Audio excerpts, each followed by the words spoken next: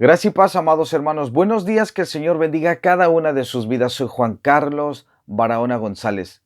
En esta mañana vamos a tratar con un tema que lleva como título Celo por el Evangelio.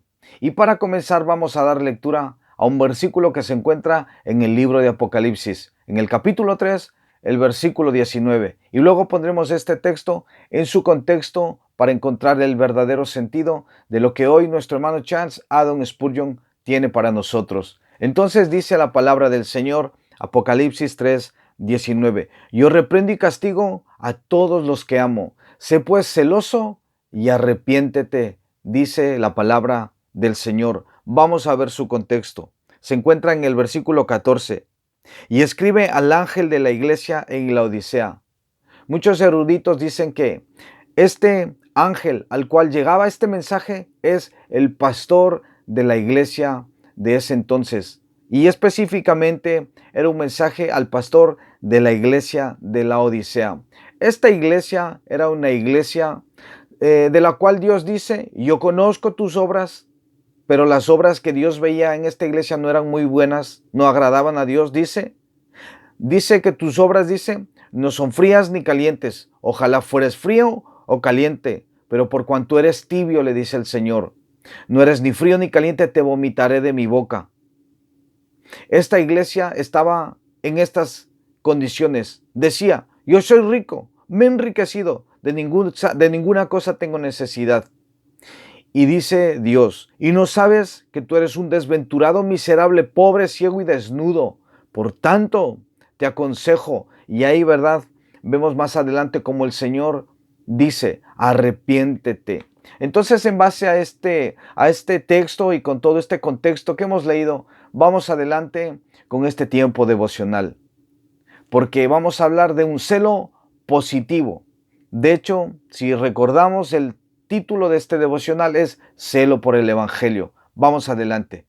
Si deseas ver almas convertidas, si deseas oír el pregón de que los reinos de este mundo han venido a ser el reino de nuestro Señor Jesucristo, si quieres colocar coronas en la cabeza de tu Salvador y ver su trono establecido, llénate de celo por el Evangelio, porque bajo la dirección de Dios, el medio para la conversión del mundo es el celo de su iglesia.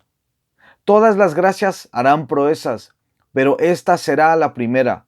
La prudencia, el conocimiento, la paciencia y el coraje seguirán en sus lugares, pero el celo debe ir a la cabeza.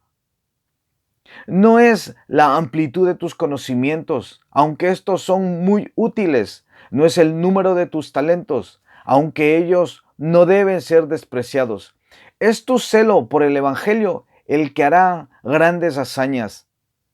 Este celo por el Evangelio es el fruto del Espíritu. Extrae su fuerza vital de las continuas operaciones del Espíritu Santo en tu alma. Si nuestra vida interior decae, si nuestro corazón palpita lentamente delante de Dios, no conoceremos este celo por el Evangelio. No obstante, si dentro de nosotros todo es fuerte y vigoroso, entonces no podremos sino sentir una amable ansiedad de ver llegar el reino de Cristo y de que su voluntad sea hecha en la tierra, así como lo es hecha en el cielo. Un profundo sentido de gratitud nutrirá el celo cristiano, mirando al hueco de la cantera donde fuimos cortados. Isaías capítulo 51, verso 1. Hallamos mucha razón para gastar y gastarnos por Dios. El celo por el Evangelio también se estimula pensando en el futuro eterno. El celo mira con ojos llorosos las llamas del infierno y no puede descansar. Mira arriba con angustiosa mirada las glorias del cielo y no puede sino mostrarse activo. Se da cuenta de que el tiempo es corto comparado con la obra que tiene que hacerse y por consiguiente consagra todo lo que tiene a la causa de su Señor. Y el celo es siempre alentado por el recuerdo del ejemplo de Cristo. Él se vistió de celo como si fuera un manto.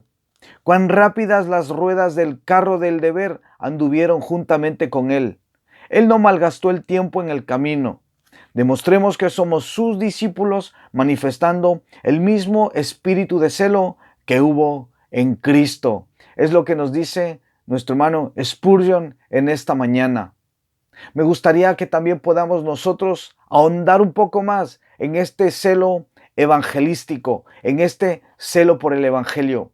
Y considero que no ha habido otro evangelista más grande en los tiempos después de nuestro Señor Jesucristo que el apóstol Pablo.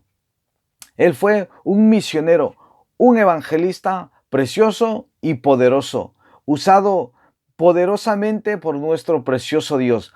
Pero el celo por el Evangelio que tenía Pablo en su corazón tenía unas características y vamos a considerarlas un poco más adelante. Pero para ello quisiera que leamos lo que encontramos en Primera de Tesalonicenses capítulo 2. Vamos a ver ahí unas características del celo por el Evangelio del apóstol Pablo. Y dice así la palabra del Señor, Primera de Tesalonicenses 2.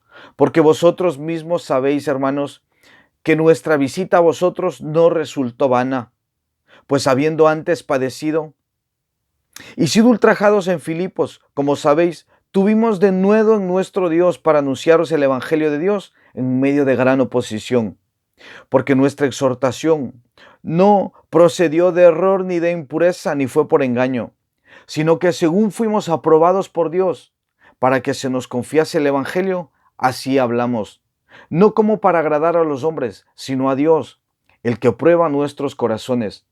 Porque nunca usamos de palabras lisonjeras, como sabéis, ni encubrimos avaricia.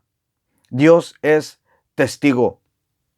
Ni buscamos gloria de los hombres, ni de vosotros, ni de otros, aunque podíamos seros carga como apóstoles de Cristo.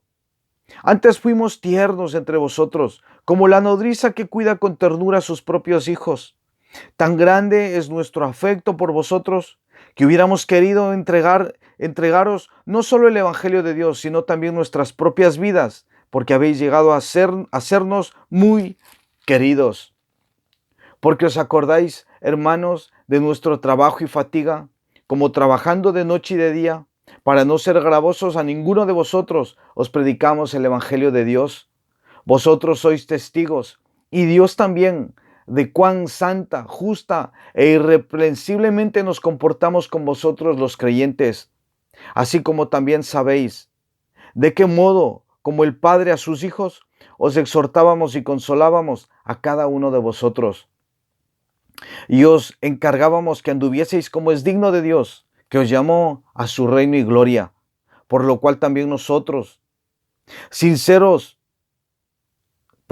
por lo cual también nosotros sin cesar damos gracias a Dios de que cuando recibisteis la palabra de Dios, que oísteis de nosotros, la recibisteis no como palabras de hombres, sino según es en verdad la palabra de Dios, la cual actúa poderosamente en los creyentes.